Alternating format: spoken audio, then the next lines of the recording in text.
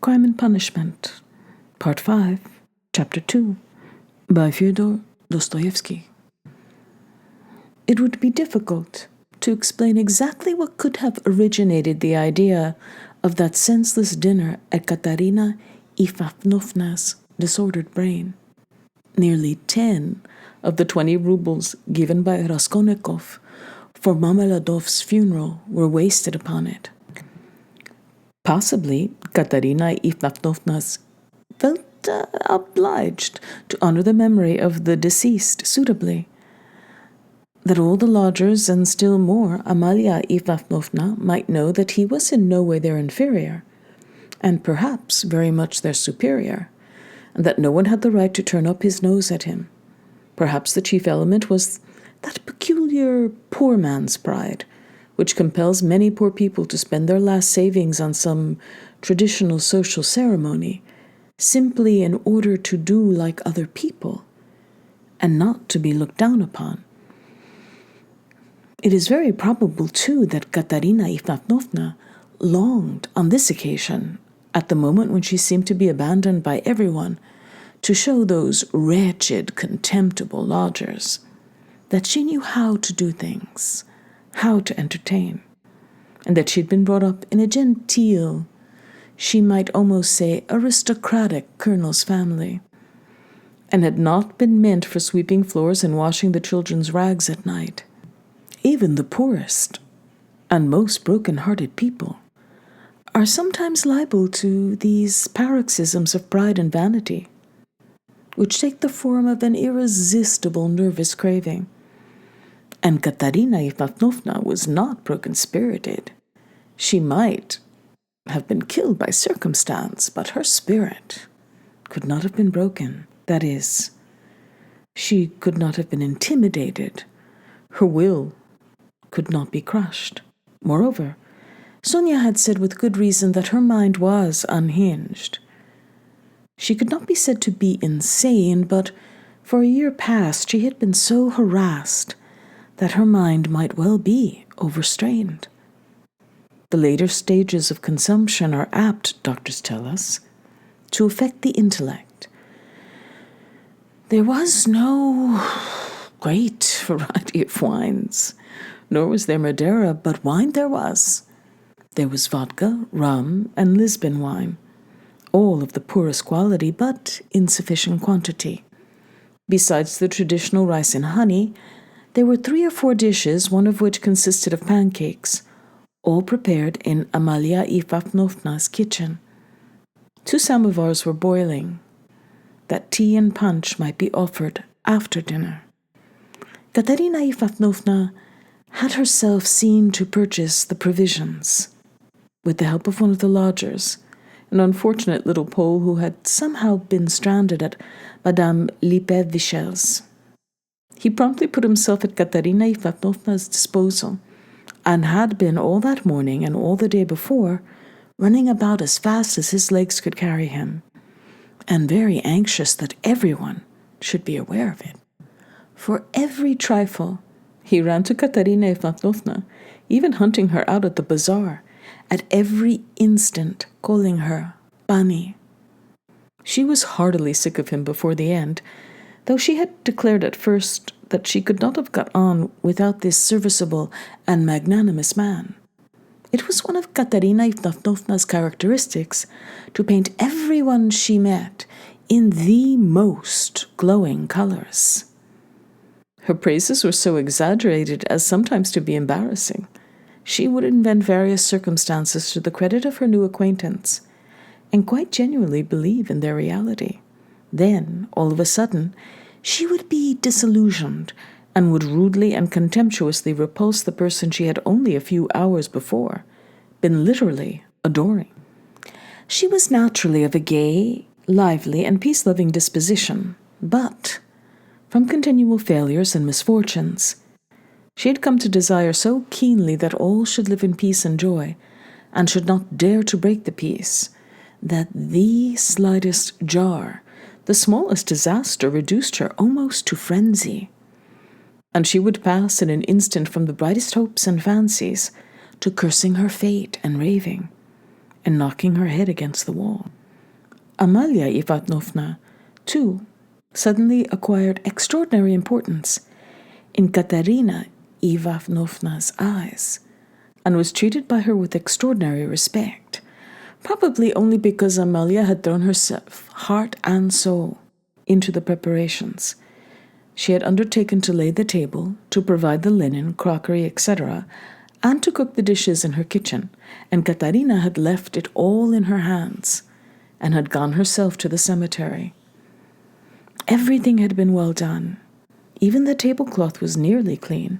The crockery, knives, forks, and glasses were, of course, all shapes and patterns lent by different lodgers, but the table was properly laid at the time fixed. And Amalia Ivanovna, feeling that she had done her work well, had put on a black silk dress and a cap with new mourning ribbons, and met the returning party with some pride. This pride, though justifiable, displeased Katerina Ivanovna for some reason, as though the table could not have been laid except by Amalia. She disliked the cap with new ribbons, too. Could she be stuck up, the stupid German, because she was mistress of the house and had consented as a favor to help her poor lodgers? As a favor! Fancy that! Katerina Ivanovna's father, who had been a colonel and almost a governor, had sometimes had the table set for 40 persons, and then anyone like Amalia Ivanovna, or rather Ludvigovna, would not have been allowed into the kitchen. Katerina Ivanovna, however, put off expressing her feelings for the time, and contented herself with treating her coldly, though she had decided inwardly that she would certainly have to put Amalia Ivanovna down and set her in her proper place, for goodness only knew what she was fancying herself.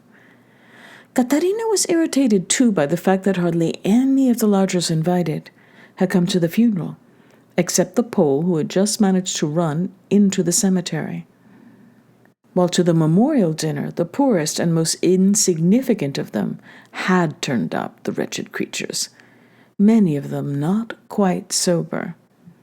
The older and more respectable of them all, as if by common consent, stayed away.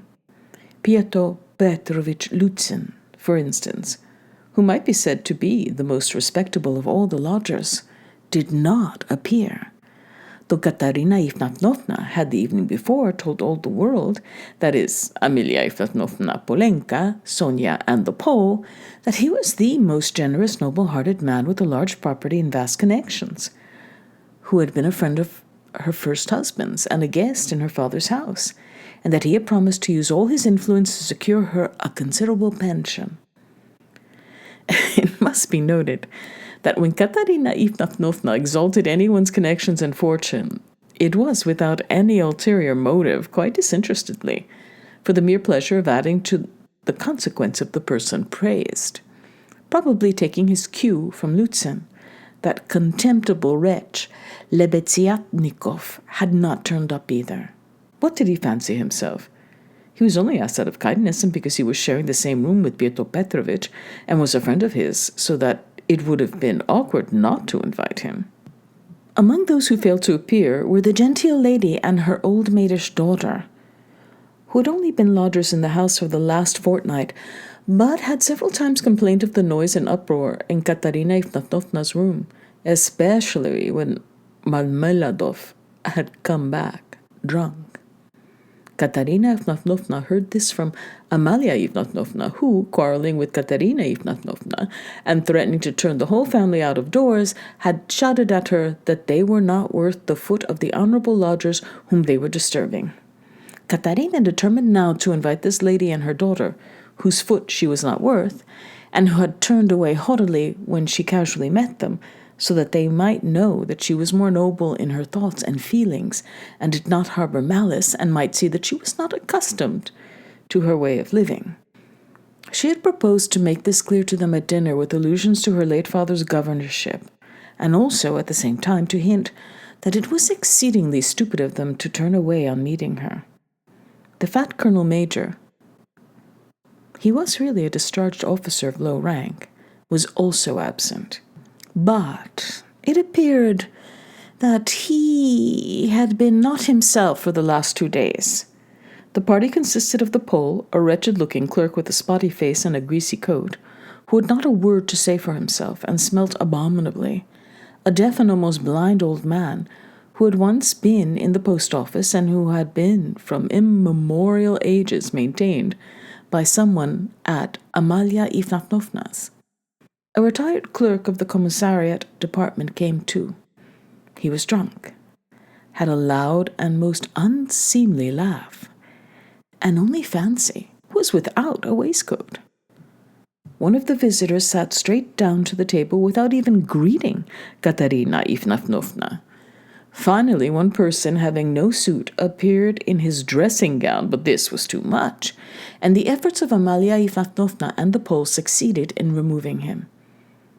The Pole brought with him, however, 2 other Poles who did not live at Amalia Ifnatovna's and whom no one had seen here before. All this irritated Katerina intensely. For whom had they made all these preparations then? To make room for the visitors, the children had not even been laid for at the table, but the 2 little ones were sitting on a bench in the furthest corner with their dinner laid on a box, while Polenka, as a big girl, had to look after them, feed them, and keep their noses wiped like well-bred children's. Katerina, in fact, could hardly help meeting her guests with increased dignity and even haughtiness. She stared at some of them with special severity and loftily invited them to take their seats. Rushing to the conclusion that Amalia must be responsible for those who were absent, she began treating her with extreme nonchalance, which the latter promptly observed and resented. Such a beginning was no good omen for the end. All were seated at last. Raskolnikov came in almost at the moment of their return from the cemetery. Katerina was greatly delighted to see him in the first place because he was the one educated visitor, and as everyone knew, was, in 2 years, to take a professorship in the university, and secondly because he immediately and respectfully apologized for having been unable to be at the funeral. She positively pounced upon him and made him sit on her left hand. Amalia was on her right. In spite of her continual anxiety that the dishes should be passed around correctly and that everyone should taste them, in spite of the agonizing cough, which interrupted her every minute and seemed to have grown worse during the last few days, she hastened to pour out in a half-whisper to Raskolnikov all her suppressed feelings and her just indignation at the failure of the dinner, interspersing her remarks with lively and uncontrollable laughter at the expense of her visitors and especially of her landlady. "It's all that cuckoo's fault. You know whom I mean? Her. Katerina Ifnatovna nodded towards the landlady. "Look at her. She's making round eyes. She feels like we are talking about her and can't understand. Phew, the owl. And what does she put on that cap for? Have you noticed that she wants everyone to consider that she is patronizing me and doing me an honor by being here?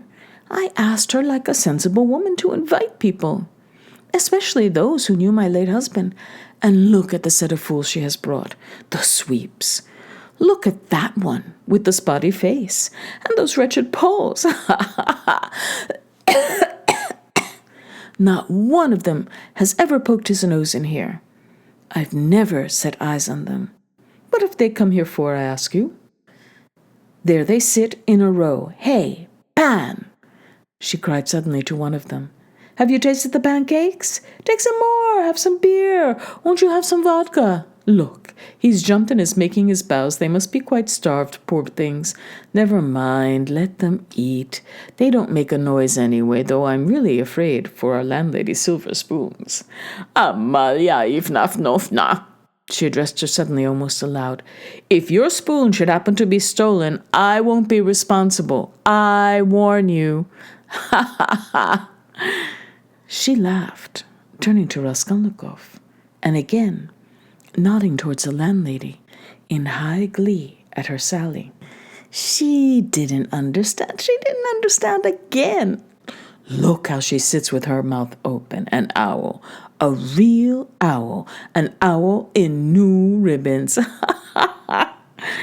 Here her laugh turned again to an insufferable fit of coughing that lasted 5 minutes. Drops of perspiration stood out on her forehead, and her handkerchief was stained with blood. She showed Raskolnikov the blood in silence, and as soon as she could get her breath, began whispering to him again with extreme animation and a hectic flush on her cheeks. Do you know, I gave her the most delicate instructions, so to speak, for inviting that lady and her daughter. You understand of whom I am speaking? It needed the utmost delicacy, the greatest nicety, but she has managed things so that the fool, that conceited baggage, that provincial non-entity, simply because she is the widow of a major and has come to try and get a pension to fray out her skirts in the government offices, because at 50 she paints her face, everybody knows it, a creature like that did not think fit to come, and has not even answered the invitation, which the most ordinary good manners required. I can't understand why Pyotr Petrovitch has not come. But where's Sonia? Where has she gone? There she is at last. What is it, Sonia? Where have you been? It's odd that even at your father's funeral you should be so unpunctual. Rodion Romanovich, make room for her beside you. That's your place, Sonia. Take what you like. Have some of the cold entree with jelly. That's the best. They'll bring the pancakes directly. Have they given the children some? Polenka, have you got everything? That's all right. Be a good girlie, then, Kolya. Don't fidget with your feet. Sit like a little gentleman. What are you saying, Sonia? Sonia hastened to give her Pyotr Petrovitch's apologies, trying to speak loud enough for everyone to hear, and carefully choosing the most respectful phrases which she attributed to Pyotr Petrovitch. She added that Pyotr Petrovitch had particularly told her to say that as soon as he possibly could, he would come immediately to discuss business alone with her and to consider what could be done for her, etc., etc. Sonia knew that this would comfort Katerina Ivanovna, would flatter her, and gratify her pride. She sat down beside Raskolnikov. She made him a hurried bow, glancing curiously at him, but the rest of the time she seemed to avoid looking at him or speaking to him. She seemed absent-minded, though she kept looking at Katerina Ivanovna, trying to please her. Neither she nor Katerina had been able to get mourning. Sonia was wearing dark brown, and Katerina had on her only dress, a dark striped cotton one. The message from Pyotr Petrovitch was very successful. Listening to Sonia with dignity, Katerina inquired with equal dignity how Pyotr Petrovitch was, then at once whispered almost aloud to Raskolnikov that it certainly would have been strange for a man of Pyotr Petrovitch's position and standing to find himself in such extraordinary company, in spite of his devotion to her family and his old friendship with her father. That's why I am so grateful to you, Rodion Romanovich, that you have not disdained my hospitality, even in such surroundings, she added, almost aloud. But I am sure that it was only your special affection for my poor husband that has made you keep your promise. Then, once more, with pride and dignity, she scanned her visitors, and suddenly inquired aloud, across the table of the deaf man, wouldn't he have some more meat, and had he been given some wine? The old man made no answer, and for a long while could not understand what he was asked. Though his neighbors amused themselves by poking and shaking him, he simply gazed about him with his mouth open, which only increased the general mirth. What an imbecile! Look, look! Why has he brought? But as to Pyotr Petrovitch, I always had confidence in him, Katerina Ivanovna continued.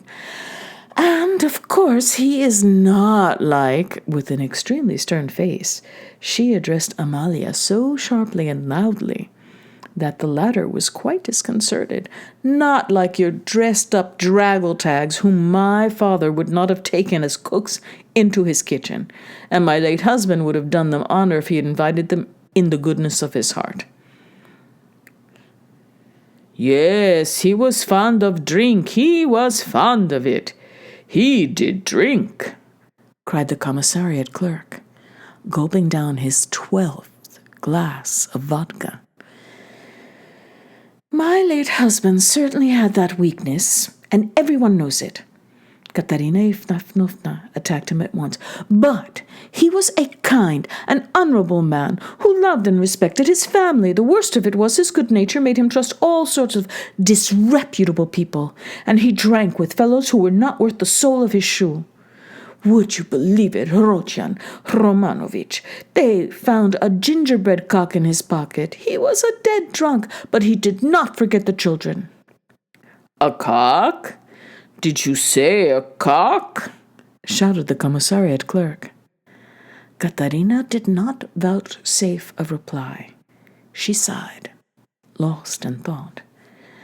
"No doubt you think, like everyone, that I was too severe with him," she went on, addressing Raskolnikov. "But that's not so. He respected me. He respected me very much. He was a kind-hearted man. And how sorry I was for him sometimes. He would sit in a corner and look at me. I used to feel so sorry for him. I used to want to be kind to him, and then would think to myself, be kind to him and he will drink again. It was only by severity that you could keep him within bounds." "Yes, he used to get his hair pulled pretty often," roared the commissariat clerk again, swallowing another glass of vodka. "Some fools would be better for a good drubbing, as well as having their hair pulled. I am not talking of my late husband now." Katerina snapped at him. The flush on her cheeks grew more and more marked. Her chest heaved. In another minute, she would have been ready to make a scene. Many of the visitors were sniggering, evidently delighted. They began poking the commissariat clerk and whispering something to him. They were evidently trying to egg him on. "Allow me to ask, what are you alluding to?" began the clerk. "That is to say, about whom did you say just now? Oh, but I don't care. That's nonsense. Widow, I forgive you. Pass." And he took another drink of vodka. Raskolnikov sat in silence, listening with disgust. He only ate from politeness, just tasting the food that Katerina was continually putting on his plate to avoid hurting her feelings. He watched Sonia intently, but Sonia became more and more anxious and distressed. She too foresaw that the dinner would not end peaceably, and saw with terror Katerina Ivanovna's growing irritation. She knew that she, Sonia, was the chief reason for the genteel lady's contemptuous treatment of Katerina's invitation. She had heard from Amalia that the mother was positively offended at the invitation, and had asked the question, how could she let her daughter sit down beside that young person? Sonia had a feeling that Katerina had already heard this, and an insult to Sonia meant more to Katerina than an insult to herself, her children, or her father. Sonia knew that Katerina would not be satisfied now till she had shown those draggle-tails that they were both. To make matters worse, someone passed Sonia, from the other end of the table, a plate with 2 hearts pierced with an arrow, cut out of black bread.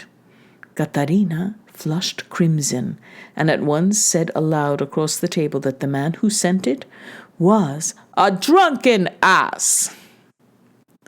Amalia was foreseeing something amiss, and at the same time deeply wounded by Katerina's haughtiness. And to restore the good humor of the company and raise herself in their esteem, she began, apropos of nothing, telling a story about an acquaintance of hers, Karl from the chemist's, who was driving one night in a cab, and that the cabman wanted him to kill, and Karl very much begged him not to kill, and wept and clasped hands and frightened, and from fear pierced his heart. Though Katerina smiled, she observed at once that Amalia ought not to tell anecdotes in Russian. The latter was still more offended, and she retorted that her Vater Oberlin was a very important man, and always went with his hands in his pockets. Katerina could not restrain herself, and laughed so much that Amalia lost patience, and could scarcely control herself. "Listen to the owl!" Katerina Ivanovna whispered at once, her good humor almost restored. "She ought to say he kept his hands in his pockets, but she said he put his hands in people's pockets."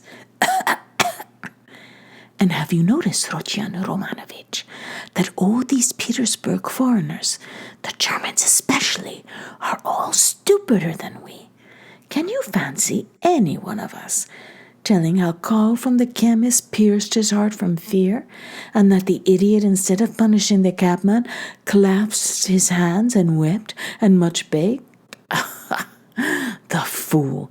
And you know she fancies it's very touching and does not suspect how stupid she is. To my thinking, that drunken commissariat clerk is a great deal cleverer. Anyway, one can see that he has addled his brains with drink, but you know, these foreigners are always so well behaved and serious. Look how she sits glaring. She is angry." Regaining her good humor, Katerina began at once telling Raskolnikov that when she had obtained her pension, she intended to open a school for the daughters of gentlemen in her native town, T. This was the first time she had spoken to him of the project, and she launched out into the most alluring details. It suddenly appeared that Katerina had in her hands the very certificate of honor of which Marmeladov had spoken to Raskolnikov in the tavern, when he told him that Katerina, his wife, had danced the shawl dance before the governor and other great personages on leaving school.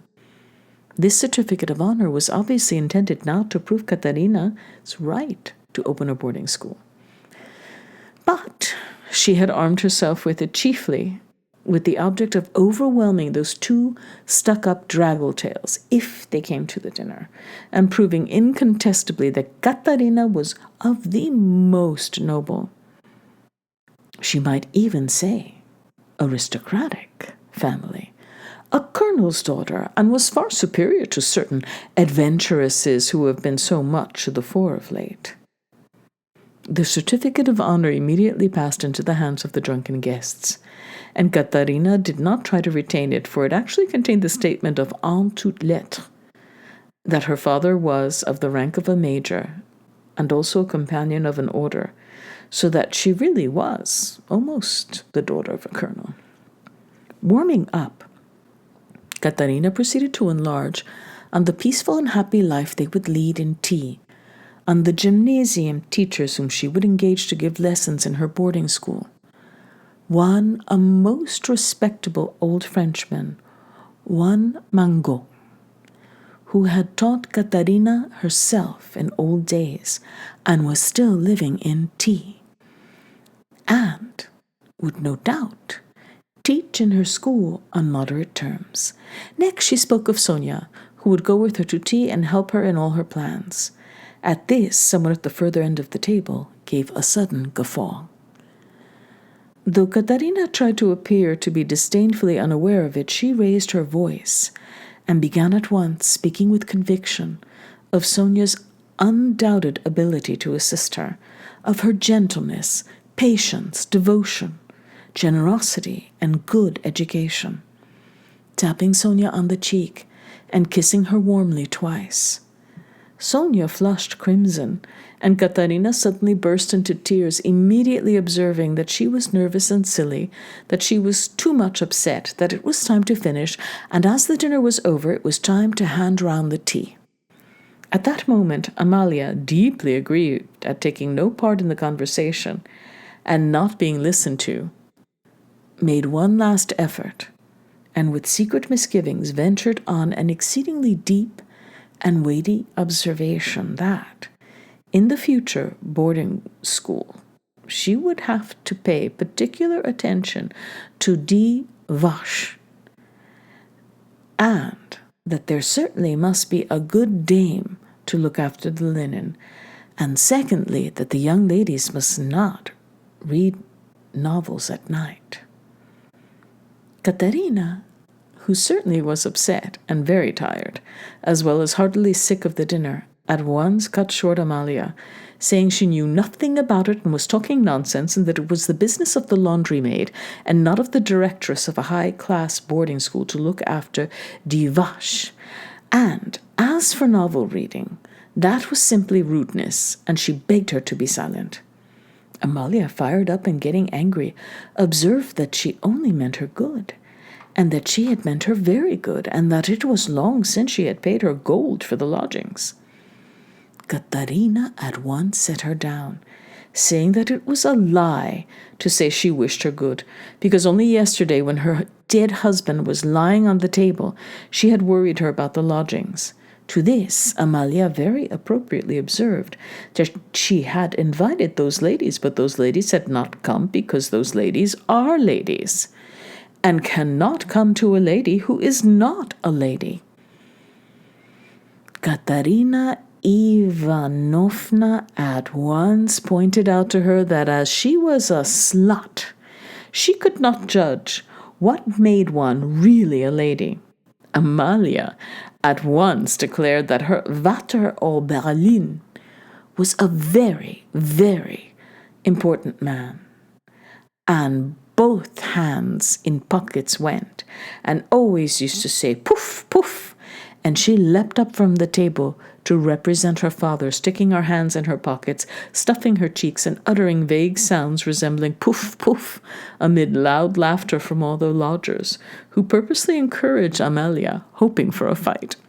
But this was too much for Katerina, and she at once declared, so that all could hear, that Amalia probably never had a father, but was simply a drunken Petersburg Finn, and had certainly once been a cook, and probably something worse. Amalia turned as red as a lobster, and squealed that perhaps Katerina never had a father, but that she had a Vater au Berlin, and that he wore a long coat and always said "poof, poof, poof." Katerina Ivanovna observed contemptuously that all she knew was that her family was, and that on that very certificate of honor it was stated in print that her father was a colonel, while Amalia's father, if she really had one, was probably some Finnish milkman, but that probably she had never had a father at all, since it was still uncertain whether her name was Amalia Ivanovna or Amalia Ludvigovna. At this, Amalia Ivanovna lashed to fury, struck the table with her fist, and shrieked that she was Amalia Ivanovna, not Ludvigovna, that her Vater was named Johann, and that he was a burgomeister, and that Katerina's Vater was quite never a burgomeister. Katerina rose from her chair, and with a stern and apparently calm voice, though she was pale and her chest was heaving, observed that if she dared for one moment to set her contemptible wretch of a father on a level with her papa, she, Katerina, would tear her cap off her head and trample it underfoot. Amalia ran about the room, shouting at the top of her voice that she was mistress of the house and that Katerina should leave the lodgings that minute. Then she rushed, for some reason, to collect the silver spoons from the table. There was a great outcry and uproar. The children began crying. Sonia ran to restrain Katerina, but when Amalia shouted something about the yellow ticket, Katerina pushed Sonia away and rushed at the landlady to carry out her threat. At that minute, the door opened, and Pyotr Petrovich Lutzen appeared on the threshold. He stood scanning the party with severe and vigilant eyes. Katerina Ivanovna rushed to him.